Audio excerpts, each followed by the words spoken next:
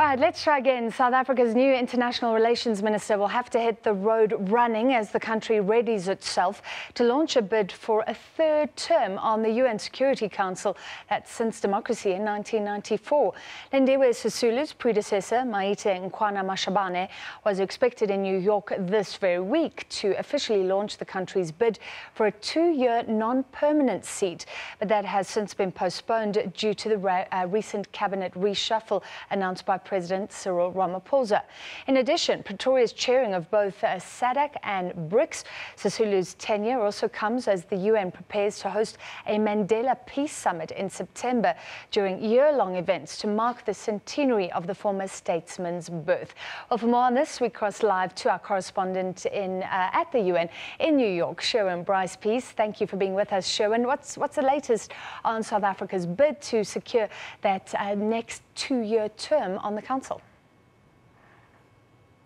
Well, as you mentioned in that introduction, Francis, Tuesday this week was supposed to be the big launch day for South Africa's, essentially their third bid for a seat on the Security Council since democracy in 1994. Of course, then we had the infamous cabinet reshuffle announced by President Cyril Ramaphosa, and Lindiwe Sisulu was appointed as International Relations Minister. I've spoken to diplomats here in New York and certainly members of the DIRCO staff in Pretoria who have confirmed that a decision on whether Lindiwe Sisulu will be coming to launch that bid will be taken on Monday next week. But essentially, the bid goes on. There will be an election for new seats on non-permanent seats on the Security Council in June this year. Of course, South Africa is the only country in the Africa group running for a seat on the Council. They would, if successful, join 2 other Council members, non-permanent members already. Ivory Coast, Cote d'Ivoire and Equatorial Guinea are serving 2-year terms which began at the beginning of this year. So essentially, if South Africa's bid is successful, there will be 3 African seats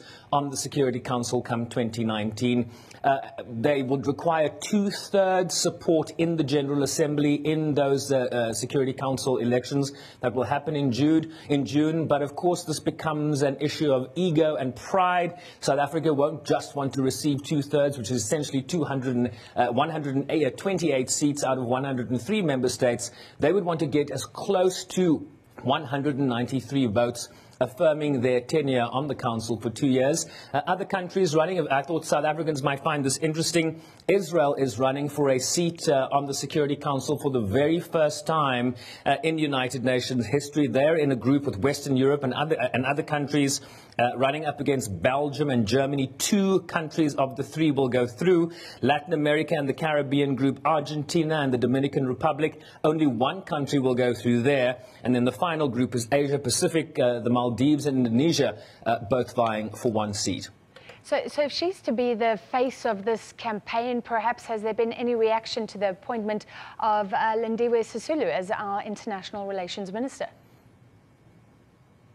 I had a discussion just yesterday, Francis, with the executive director of the Global Center for the Responsibility to Protect. Essentially, this is an international NGO that really monitors where mass atrocities are happening in the world. So, for example, issues of concern would be South Sudan, countries like Syria, Yemen today, and they really lobby members of the Security Council, members of the international community to act in that regard. And the executive director spoke to me yesterday, Simon Adams, and he was really talking about the need for South Africa to return to the Mandela era of international relations. He was very active. For example, they quoted the example of Burundi and how personally President Nelson Mandela got involved in trying to usher in the peace accords there in Tanzania. So it's very much the focus will be on whether South Africa can live up to the era that many feel South Africa has moved away from, certainly from an international perspective, citing examples of South Africa's current withdrawal process from the International Criminal Court.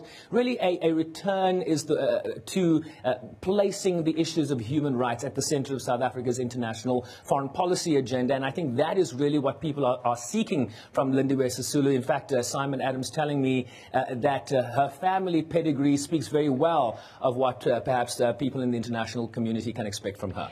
And talking about Mandela, the Mandela Peace Summit that was pushed by the AU, agreed to by the General Assembly. Tell us some of the thinking behind that. Who will attend? What's involved?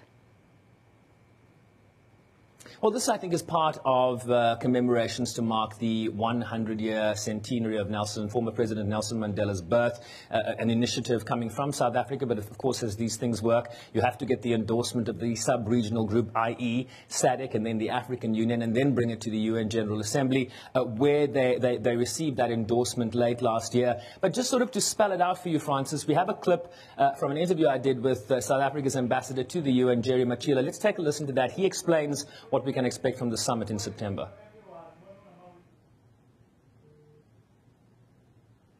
All right, Sherwin, unfortunately, a little technical problem this side. I wish we could listen to that clip. I'll tell you if we get it. But in the meantime, Cyril Ramaphosa as president, I would say there's maybe a growth in positive sentiment, especially in global media. Do you think that'll help us, give us any more clout at the UN? I think the problem with clout at the United Nations is that everything here, Francis, has to happen via consensus.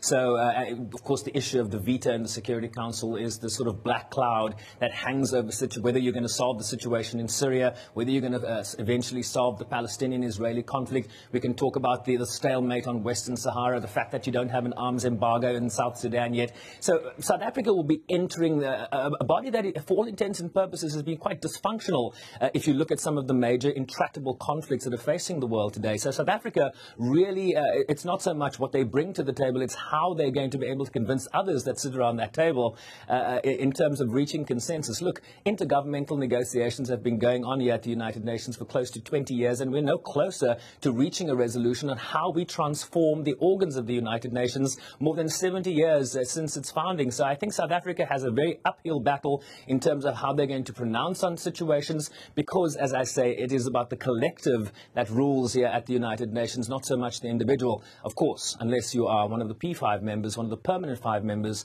where you have the power of the veto. So essentially, one country, if you look at the United States vis-a-vis Israel and Palestine, Russia vis-a-vis the situation in Syria right now, and Yemen to a certain extent, France as it relates to Western Sahara, single countries, the powerful 5, can literally undermine the consensus that might exist from the 14 other members of the Security Council.